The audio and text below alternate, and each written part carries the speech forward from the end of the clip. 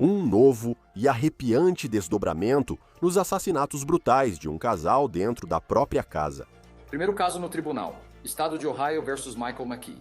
Os promotores dizem que o suspeito, um cirurgião vascular, não só não conseguia superar o fim do casamento, como pode ter estado observando muito antes da noite dos assassinatos. Um depoimento recém-divulgado revela que Michael McKee pode ter perseguido Spencer e Monique Tepe por semanas, entrando na propriedade deles e espreitando nas sombras antes de supostamente voltar para matá-los a tiros. Estamos acompanhando o caso apresentado pela Law and Crime. Eu sou Chris Stewart.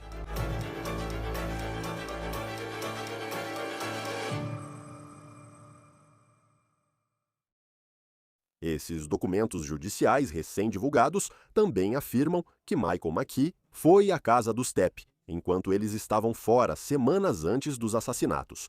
Também revela alguns detalhes assustadores, alegados sobre o divórcio, que parece estar no centro deste caso. Este vídeo mostra o Dr. Michael McKee no tribunal em Ohio, no final da semana passada. Ele está preso em uma cadeia do condado de Franklin, onde fica Columbus. Ele apareceu pela primeira vez no tribunal do estado por videoconferência. Permaneceu em silêncio e sem emoção enquanto seu advogado falava. A audiência durou cerca de 1 minuto e marcou a primeira vez que McKee apareceu no tribunal desde seu retorno a Ohio. Lembre-se que ele foi preso em Illinois, próximo ao trabalho em Rockford, por agentes federais. Agora, esse local de trabalho é um hospital, St. Anthony's, em Rockford, onde ele trabalhava como cirurgião vascular. McKee foi supostamente preso em um Chick-fil-A no dia 9 de janeiro. Também estamos aprendendo como a polícia acredita que McKee tentou encobrir seus rastros na noite em que os Tepes foram mortos. Falarei mais sobre isso em breve. Um grande júri de Ohio indiciou Michael McKee em 5 acusações, 4 por homicídio qualificado e 1 por roubo qualificado. Registros do tribunal indicam que a polícia suspeita que ele usou um silenciador ao supostamente matar os Tepes. Agora, por meio de seu advogado, McKee se declarou inocente de todas as acusações. Este é o documento que comprova sua inocência. McKee é acusado de matar Spencer e Monique Tepe nas primeiras horas da manhã do dia 30 de dezembro. Spencer era dentista e não apareceu para trabalhar no dia 30. Isso deixou seus colegas de trabalho e amigos preocupados. E ainda mais preocupante foi o fato de que eles não conseguiam entrar em contato com a esposa de Spencer, Monique. Ela era dona de casa e cuidava dos filhos de 4 e 1 ano. Este é um trecho do vídeo de casamento deles, que viralizou após a morte do casal. O vídeo foi gravado pelo cunhado de Spencer. Os Tepe estavam casados desde 2020. Eles foram encontrados mortos a tiros em um quarto no 2º andar da casa onde moravam. Quando alguém finalmente conseguiu entrar, não havia sinais de arrombamento na casa, segundo a polícia. Enquanto a investigação avançava, nós mergulhamos no passado de Spencer e Monique Tepe, e parecia que esse era um casal que tinha muitas pessoas que os amavam. Eles eram descritos como a alma da festa, um casal que adorava reunir pessoas. Quero dizer, basta pensar na quantidade de pessoas que apareceu na casa deles quando Spencer não foi trabalhar, por preocupação. Só como exemplo de quantas pessoas se importavam com eles. Mas havia um detalhe do passado de Monique que levantou algumas suspeitas quando se pensa em uma investigação. Spencer era o 2º marido dela. Ela havia se casado cerca de 1 década antes do assassinato. Em 2015, Monique se casou com um aspirante a médico que também estudava na Ohio State. O nome dele era Michael McKee. Agora, nós falamos bastante sobre o casamento entre Michael McKee e Monique, à medida que essa história foi se desenrolando nas últimas semanas. Mas agora, estamos recebendo o relato da polícia sobre o que eles acreditam que possivelmente aconteceu nesse casamento. À primeira vista, o casamento parecia ter sido curto, mas terminou de forma amigável. Quero dizer, divórcios podem ser tão complicados e os processos podem se arrastar por anos em alguns casos. Mas nesse caso, de acordo com registros judiciais online, Monique entrou com um pedido de divórcio em 2017 em Ohio. Ela estava morando com McKee na Virgínia após o casamento. Ele fazia residência em treinamento cirúrgico lá. Quando Monique pediu o divórcio, já estava separada de McKee havia cerca de 6 meses ou mais. Ela morava em Ohio com a família, enquanto McKee estava na Virgínia. 1 mês e meio após ela pedir o divórcio, ele foi finalizado. Um juiz disse que Monique recebeu o divórcio porque o casal era incompatível. Agora, por mais amigável que esse divórcio parecesse na superfície, agora estamos descobrindo que, supostamente, isso não era verdade. Esse casamento era perturbador. E mesmo que no papel dissesse que esse casamento tinha acabado, que o relacionamento entre Michael McKee e Monique tinha terminado, supostamente, Michael McKee não estava aceitando o fim. Quero tocar para vocês um trecho de áudio de Rob Misla, que é cunhado de Spencer Tapp. Ele tem sido uma espécie de porta-voz da família desde que seu cunhado e Monique foram encontrados mortos. Ele conversou com nossa repórter Engette Levy aqui no Law and Crime, e ela perguntou a ele sobre qualquer preocupação que ele tivesse em relação ao casamento anterior de Monique, e foi isso que ele disse para nós. Conhecemos Monique em 2018, quando Spencer a apresentou para nós pela primeira vez, mas tínhamos quase certeza por causa de somente o que Monique nos contou sobre suas histórias. Ela nunca mencionava o nome dele, apenas o chamava de ex-marido. E o quanto ele era um monstro, para ser sincero, emocionalmente abusivo e ameaçador. E sabe, ela fez tudo o que pôde para se livrar daquela situação, conheceu Spencer e viveu uma vida muito feliz. Mas não posso falar pela Monique. Mas eu sei que isso a mudou como pessoa e talvez isso sempre tenha ficado no fundo da mente dela. Eu não sei. Ela já tinha falado com você sobre isso, ou com o Spencer, ou você só soube de muita coisa depois que aconteceu? Não, nós estávamos cientes. Mas, pelo que a polícia acredita que aconteceu nesses documentos recém-divulgados, aparentemente foi, supostamente, muito pior. Publicamente, Michael McKee pode ter dado a entender que o casamento acabou e que era, de certa forma, uma vítima em choque. Nós sabemos disso por um TikTok que já foi apagado, que uma mulher postou alegando que ela namorou Michael McKee no final de 2017 e durante a maior parte de 2018, isso ocorreu logo após o divórcio dele com Monique. Ela também publicou fotos com Michael McKee quando ele conheceu sua família. Ela disse que McKee contou para ela que um dia ele chegou do trabalho e Monique tinha ido embora. O cachorro deles tinha sumido e as coisas dela também. Ele disse que ficou chocado na época.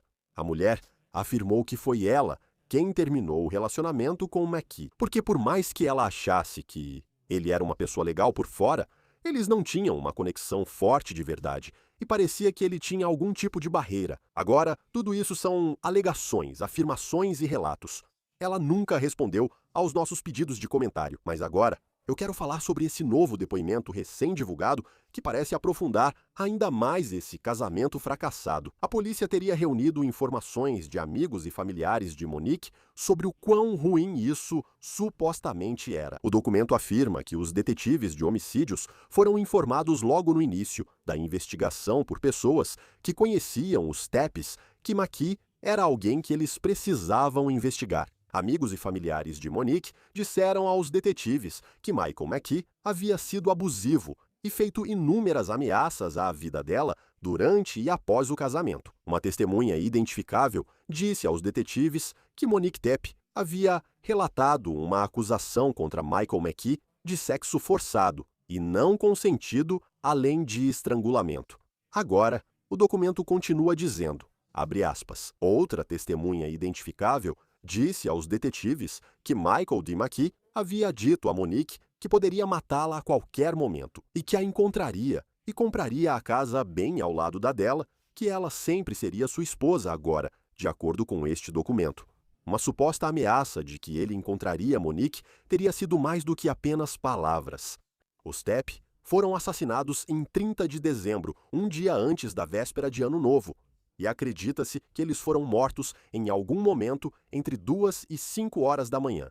Mas há um novo desdobramento neste caso, e é que a polícia acredita que Michael McKee fez algo muito preocupante em 6 de dezembro. Os Tapp se formaram na Universidade Estadual de Ohio, Michael McKee também. Mas, no que diz respeito aos Tapp, Eles eram grandes fãs do Ohio State Buckeyes. Como muitas pessoas que frequentam uma universidade da Big Ten, a Universidade Estadual de Ohio é uma das mais tradicionais do futebol americano universitário. É um grande evento em Columbus durante a temporada de futebol, quando os Buckeyes estão jogando. E no dia 6 de dezembro, os Buckeyes estavam jogando contra a Indiana na final do campeonato da Big Ten em Indianápolis. A polícia afirma que Spencer e Monique viajaram para Indianápolis para ver o time jogar. Mas é aqui que a situação fica preocupante. Porque na casa deles, em Columbus, a horas de distância, a polícia agora alega que Michael McKee, que mora em Illinois, aliás, a mais de 7 horas de Columbus, a polícia alega que ele estava na casa dos Tepe. A polícia relata que o viu sair da propriedade algumas horas depois. O documento continua dizendo que Monique deixou o jogo do campeonato Big Ten no segundo tempo, em 6 de dezembro, e ela voltou para o hotel onde ela e Spencer estavam hospedados, e amigos disseram à polícia que Spencer contou isso a eles. Monique deixou o jogo porque estava chateada com algo envolvendo seu ex-marido. Agora, a polícia não deu mais detalhes sobre essa parte da história, nem sobre o que exatamente Monique sabia. Na noite em que ela saiu do jogo no segundo tempo, agora, quando a chefe de polícia de Columbus respondeu perguntas da imprensa após a prisão de Michael McKee, ela foi questionada se havia algum registro ou chamadas anteriores dos Tepe envolvendo McKee, e ela disse: não houve chamadas anteriores da casa dos Tepe envolvendo Michael McKee. A família mencionou que Monique já havia dito que ele tinha sido abusivo com ela no passado. Havia alguma evidência ou indicação disso antes deste incidente? O que posso dizer é que não recebemos nenhum relato e não tínhamos nenhuma informação relacionada a qualquer tipo de incidente envolvendo o ex-marido e Monique. Agora temos novas informações sobre como a polícia localizou Michael McKee e possivelmente o ligou a esses assassinatos. Lembra do vídeo da pessoa de interesse divulgado antes da prisão dele, logo após os Tepe serem mortos. Esse vídeo mostrava um homem de roupas escuras, andando com um jeito de caminhar bem único no meio da noite, atrás da casa dos Tepe, descendo um beco quando estava fazendo cerca de 20 graus e, agora a polícia diz que acredita que essa pessoa é de fato Michael McKee. E eles também dizem que rastrearam McKee até um veículo, um SUV prateado, que chegou pouco antes dos Tepe serem mortos e saiu logo depois. A polícia diz que o veículo tem características distintas e os detetives identificaram supostas placas roubadas de Ohio e do Arizona nesse veículo, que foram exibidas em momentos diferentes. Eles continuam dizendo que descobriram que o veículo estava associado ao endereço de trabalho dele, em Illinois, assim como a um antigo endereço de Michael McKee. Michael McKee viveu um tempo em Las Vegas, onde trabalhou para um grupo cirúrgico. Ele é citado em um processo por negligência médica, por supostamente não treinar um funcionário. O aspecto suspeito desse processo é que, ao tentarem entregar documentos a Michael McKee, não conseguiram encontrá-lo, e o grupo cirúrgico para o qual ele trabalhava afirmou que ele simplesmente tinha desaparecido. O advogado que entrou com o processo disse à WSYX-TV, em Ohio, que o endereço que Michael McKee forneceu ao trabalho e que o trabalho então passou para o advogado era um endereço falso. Agora, quanto ao histórico de trabalho mais recente de Michael McKee, ele trabalhou no Hospital St. Anthony, em Rockford, Illinois, cerca de 1h30 a oeste de Chicago. A polícia afirma que na noite do campeonato Big Ten, em 6 de dezembro, Michael McKee não estava de plantão no St. Anthony. A polícia afirma que Michael McKee foi preso em 9 de janeiro. Eles apreenderam o SUV prateado dele no estacionamento do hospital em Rockford e dizem que o veículo de Michael McKee tinha uma placa temporária do Arizona antes dos assassinatos. Mas, segundo os detetives, eles notaram marcas de arranhões recentes na janela onde o adesivo estava colado. O veículo, antes dos homicídios, havia sido removido às pressas. A polícia também diz que, durante o período dos homicídios dos Tepe, o telefone de McKee havia sido deixado no trabalho dele em Illinois e não mostrou nenhuma atividade por 17 horas após sua prisão. O apartamento de McKee, em um condomínio de luxo em Chicago, foi revistado e, segundo a polícia, fica no 12º andar. Eles encontraram várias armas, incluindo uma que, segundo eles, tem uma ligação preliminar com a cena do crime em Ohio. Agora, por mais que estejamos aprendendo com este depoimento, ainda há algumas perguntas bem importantes sem resposta neste momento, incluindo como McKee conseguiu entrar na casa do Stepp, lembra? A polícia disse que não havia sinais de arrombamento na casa. Essa ainda é uma grande dúvida neste momento.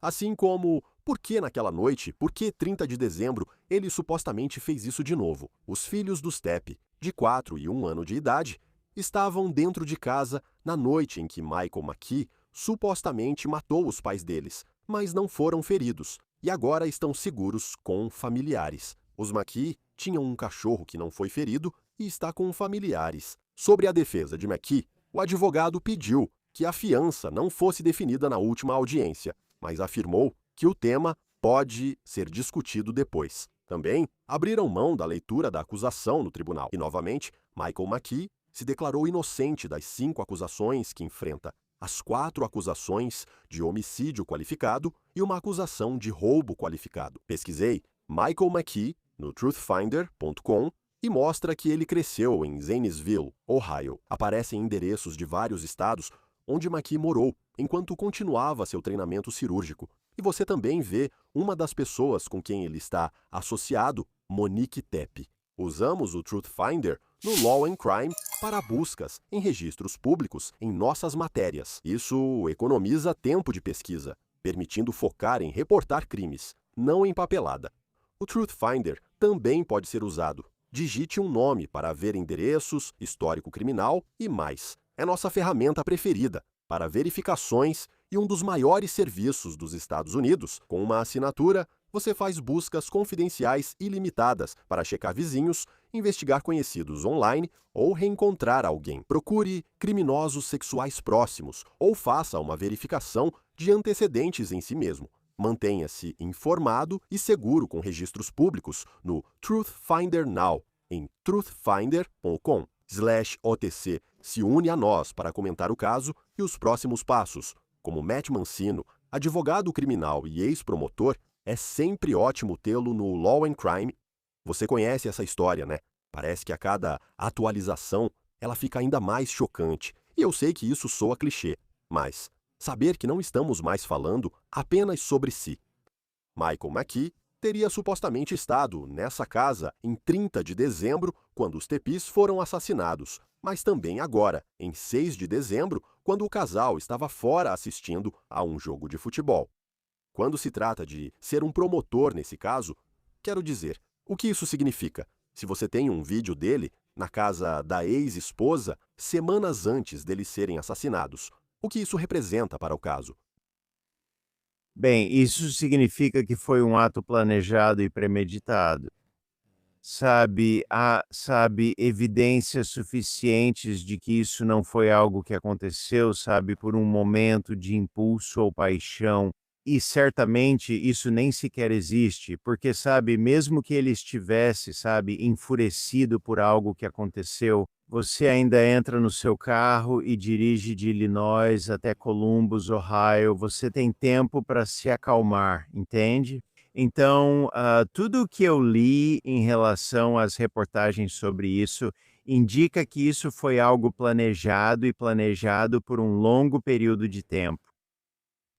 Vamos aguardar a defesa dele. Quanto tempo vai durar e se haverá acordo judicial? Ele se declarou inocente e ainda não ouvimos seu lado da história. Ele tem um advogado muito bom que está representando ele. Mas eu fico pensando em qual poderia ser a defesa, já que as evidências parecem estar se acumulando. E em relação ao momento em que eles estavam no jogo do título da Big Ten, se for ele era um ex-magoado e estava chateado com isso, mas isso prova que ele fez isso? Será que isso prova? Quero dizer, já vimos esses argumentos antes, acho que em casos domésticos. Como os jurados normalmente lidam com isso? Eu só imagino um promotor dizendo, existem várias outras evidências que podemos citar, mas, especialmente em 6 de dezembro, mostram ele lá por horas, segundo a polícia. Quero dizer, isso é realmente uma situação difícil. Se você está tentando defender essa pessoa... Bem, é mesmo. E de novo, Chris, como sempre dizemos, quero dizer, você existe a presunção de inocência Quero dizer, é responsabilidade dos promotores provar esse caso além de qualquer dúvida razoável. E você sabe, a maneira de fazer isso em um caso como esse é, você junta as peças, então é meio como um quebra-cabeça, e você vai, sabe, conforme analisa as evidências, encaixando mais uma peça do quebra-cabeça, para que um júri entenda. Você entende por que esses diferentes episódios, sabe, no início de dezembro e depois, obviamente, os homicídios, por que eles são tão importantes e por que estão relacionados à acusação principal? Aqui, agora, do ponto de vista da defesa, você vai olhar para esse caso e dizer: Ei, me mostre o que você tem, que liga meu cliente diretamente a esse assassinato. Ok, então sim, talvez ele estivesse lá antes disso, em 6 de dezembro. Isso não significa que ele seja responsável pelas mortes deles em 30 de dezembro, sabe? Então a defesa vai atacar todos os aspectos desse caso e tentar fazer com que pareça, sabe, que não é o que parece para esse júri. E como você disse, se você tem um advogado de defesa de qualidade, sabe que vai haver uma defesa aqui. Sim, e há muitas peças diferentes de evidência que a equipe de defesa dele pode analisar. E vamos ver se isso vai estender o cronograma de quanto tempo isso vai durar, até que talvez isso acabe indo a julgamento. Eu penso em outra parte da evidência que descobrimos nesse novo documento e tem a ver com onde o celular dele estava na noite em que os Teppes foram assassinados e por 17 horas, de acordo com a polícia, ele não se moveu. Não houve atividade nele por muito tempo, inclusive quando acreditam que os Tepp foram assassinados. E eu penso em muitos casos sobre os quais já conversamos, em que o celular está bem ali e é a própria pessoa que trouxe o celular com ela. E a polícia diz: pronto, aqui está. Isso prova que você estava na cena de onde esse crime aconteceu. Nesse caso, ele não está se movendo. Como você lida com isso como promotor? E dizer, pelo fato de que isso não foi a lugar nenhum, isso mostra que ele muito bem poderia estar em Columbus, Ohio. É interessante isso, não é, Cris? É meio como se você faz, está condenado, se não faz, também está condenado. Sabemos que muitos casos foram resolvidos porque conseguimos mostrar, ou os investigadores conseguiram mostrar, ei, ele está na cena, ele está lá. Com base nesses sinais de celular, você sabe onde esse crime aconteceu. Agora não temos isso e você vai ouvir os promotores dizendo: bem, ele deixou o celular em casa para não ser rastreado, entendeu? Então vai ser interessante ver como a defesa vai lidar com isso, porque, de novo, é quase como o que foi desenvolvido pela Suprema Corte dos Estados Unidos. Quando se trata de permanecer em silêncio, se você simplesmente fica em silêncio e não diz: eu invoco meus direitos, então o seu simples silêncio pode ser usado contra você. E isso é, de certa forma, algo que evoluiu do próprio celular. Se você não está com o celular como todo mundo, é porque o deixou em algum lugar para não ser rastreado. Se eu fosse jurado, pensaria que talvez não seria adequado para este caso. Mas onde, sabe? Se me disserem que o celular estava, sabe? Talvez ele use o celular regularmente, como a maioria das pessoas. E então, de repente, fica em silêncio por 17 horas. Eu acabo tirando conclusões ouvindo isso, e imagino que o público também. Como advogado de defesa, eu diria que isso só mostra que ele ficou 17 horas sem o celular. Não prova nada. Mas então, nos casos que você já julgou, como você vê o argumento do advogado de defesa falando, nos mínimos detalhes, que isso literalmente não prova nada além de que ele não estava com o celular. Mas aí você vê como funciona a mente das pessoas comuns do júri, que olham para isso e dizem: não faz sentido que esse celular simplesmente não se mova por 17 horas. E eu sei que tem outras coisas além disso, como o carro ao qual dizem que ele está ligado, mas só a parte do celular, eu acho. Como você vê, às vezes, como o júri pode interpretar informações onde talvez o nariz do X não mostre alguma coisa, mas existe meio que essa percepção pública que eles podem seguir por esse caminho.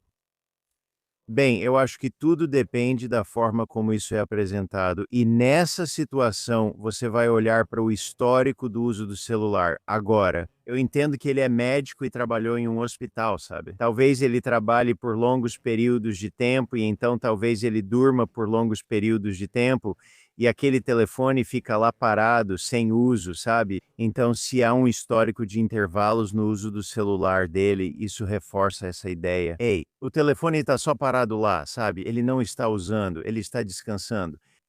Por outro lado, a promotoria vai vasculhar esses registros telefônicos e dizer: olha, esse cara está no telefone o tempo todo, ele manda mensagens dia e noite. Então, essa pausa na atividade não indica que o cara está descansando, indica que ele deixou o telefone para trás para que as autoridades não rastreassem seu paradeiro. Também há as declarações feitas por amigos e familiares de Monique Tepe às autoridades. E pelo que sabemos agora, é interessante pensar na época em que isso aconteceu e não houve uma prisão. Havia essa dúvida, tipo, quero dizer, a polícia manteve tudo tão em segredo que você ficava pensando, eles têm alguma coisa? Quem poderia ter sido? Quem fez isso? Mas agora, estamos vendo que desde o começo já havia essas informações. Amigos e familiares diziam algo como: vocês provavelmente deveriam olhar para Michael McKee porque o casamento não ia muito bem. E essa era apenas a percepção deles sobre a situação. O que você acha? Agora é fácil analisar, já que todos mantêm a mente aberta e ele é inocente até prova em contrário. Amigos da ex-esposa dele dizem: foi isso que ela contou a ele sobre o casamento. Qual a importância disso? Num caso assim, um advogado de defesa poderia dizer que esse é um ponto de vista tendencioso sobre o casamento. Bem, sim, você sempre vai sugerir que essas testemunhas são tendenciosas de alguma forma contra Maqui. Esse foi um casamento curto, durou apenas alguns anos. E você sabe, agora estão falando sobre ameaças que foram feitas, houve conversas sobre violência no relacionamento, o fato de que ela tinha medo dele e deixou isso claro para os amigos, quero dizer, esses são detalhes importantes. Mas além dos amigos dizerem isso que ela tinha contado para eles, se isso fosse uma série contínua de ameaças e medo, deveria haver algum histórico, deveria haver algum registro disso. E tenho certeza de que eles vão voltar e verificar se houve mensagens enviadas que eram ameaçadoras. Ou, por outro lado, se nunca houve nada desse tipo documentado. E a outra questão é, ela já tinha procurado a polícia sobre ameaças feitas durante o casamento ou mesmo depois do casamento? Quero dizer, esse casamento terminou há quase 9 anos e isso realmente parece estranho. Que 9 anos depois, quando sua ex-esposa já construiu uma família com outra pessoa, você vai querer sair e tirar a vida dela. E a vida do marido dela. É porque a percepção do que estamos ouvindo sobre esse casamento é que ele estava obcecado por ela e não estava pronto para deixar isso para trás. Mas aí você fica se perguntando, tipo, por que 30 de dezembro? Outra grande questão é, que tipo de comunicação eles tiveram ao longo da última década? Só porque a polícia afirmou que não havia registro de ligações domésticas. Depois, há uma parte no relatório sobre eles no jogo do campeonato da Big Ten. Aparentemente, ela volta para o hotel no segundo tempo, porque estava acontecendo alguma coisa com o ex-marido dela. E é aí que a polícia diz que ele estava na casa dela. Então fica aquela dúvida. Será que ela sabia, sabe? E aí, tipo, isso parece que seria motivo para ligar para a polícia. Então eu sinto que ainda vão surgir mais detalhes à medida que esse caso for sendo construído. Mas não há dúvida, já há muita evidência condenatória da polícia. E você vê isso no veículo também. O fato de que ele tinha placas roubadas de 2 estados, essa é outra coisa. Isso parece que era uma informação nova. Onde? Esse é o cirurgião? Ele estudou muito, mas agora tem placas roubadas. O que acha disso? Quero dizer, não parece haver motivo para ter placas roubadas no seu veículo por qualquer razão. Mas para evitar algum tipo de vigilância, para fazer parecer que você não é quem parece ser, que esse não é o veículo registrado para esse proprietário. E, novamente, você tem que considerar com quem está lidando em termos de júri também. Então, como você disse, este é um médico treinado, um cirurgião. O que ele teria? O motivo para ter placas roubadas não é como se eu achasse que ele está assaltando lojas de conveniência. Quero dizer, o cara está ganhando dinheiro, então ele tem essas placas por algum outro motivo nefasto. E isso tem relação com a ex-esposa dele. Então, essas são questões nas quais eu acho que um júri pode realmente se aprofundar e dizer: olha, isso simplesmente não faz sentido. Não. E tem pequenos detalhes sobre ele que, conforme a gente vai descobrindo mais, você simplesmente... Ele sumiu do consultório cirúrgico dele, lá em Vegas, de acordo com um processo por negligência médica. Agora, ele está com placas roubadas. Revistaram o apartamento dele em Chicago e acharam várias armas, incluindo uma que a polícia ligou preliminarmente à cena do crime. Achei interessante. Alguns advogados de defesa consideram a balística uma ciência duvidosa e menos exata que, por exemplo, a arma do crime. Explique pra gente o que isso significa para um caso. Tipo, se a polícia tem um perito que diz que essa é a arma usada nesses assassinatos, como você contesta isso, se você for o advogado de defesa? Bom, sabe, existem muitas oportunidades para fazer isso. Com relação às provas forenses, porque o que estamos aprendendo, especialmente com as provas de DNA, é que as provas forenses não são o padrão ouro que achávamos que eram anos atrás. Tudo, desde impressões digitais até balística e marcas de ferramentas, todas essas coisas passaram a ser muito mais analisadas, porque descobrimos que pessoas que foram condenadas em julgamento com base em impressões digitais ou balística foram inocentadas depois.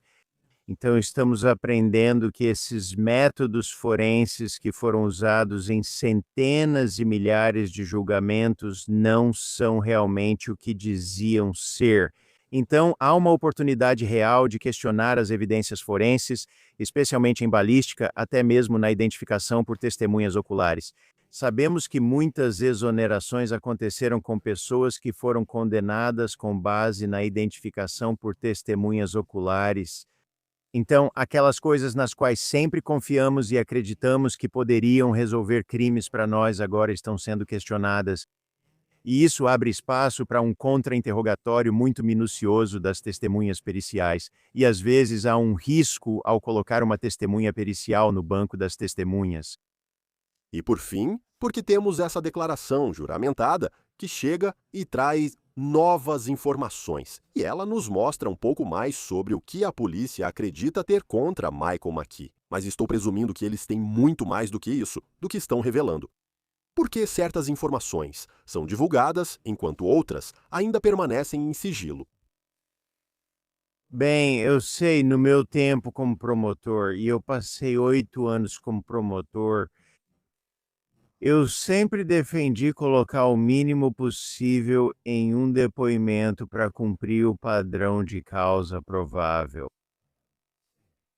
Porque muitas dessas informações você não quer revelar em uma audiência preliminar, você não quer que seus policiais e outras pessoas envolvidas, testemunhas, sejam interrogadas sobre provas que podem ser importantes, mas não são necessárias para essa fase do caso. Então, sim, estamos aprendendo um pouco pelos relatórios e pelos depoimentos, mas tenho certeza de que há muito mais evidências por aí que apoiam a posição do promotor de que eles podem provar esse caso além de qualquer dúvida razoável. Esse padrão, no início, é muito mais baixo do que o padrão do julgamento. Então, eu sempre defendi usar a menor quantidade possível para ultrapassar esse limite e depois preparar minhas evidências para o julgamento. E todos nós da mídia gostamos quando há mais evidências no depoimento, enquanto seguimos acompanhando essas histórias. Matt Mandino. É ótimo tê-lo aqui no Law and Crime, advogado de defesa criminal e ex-promotor. Obrigado por participar. Obrigado, Chris. Isso é tudo do On the Case, do Law and Crime. Inscreva-se no nosso canal no YouTube, no Spotify e veja episódios no Peacock. Eu sou Chris Stewart. Até a próxima.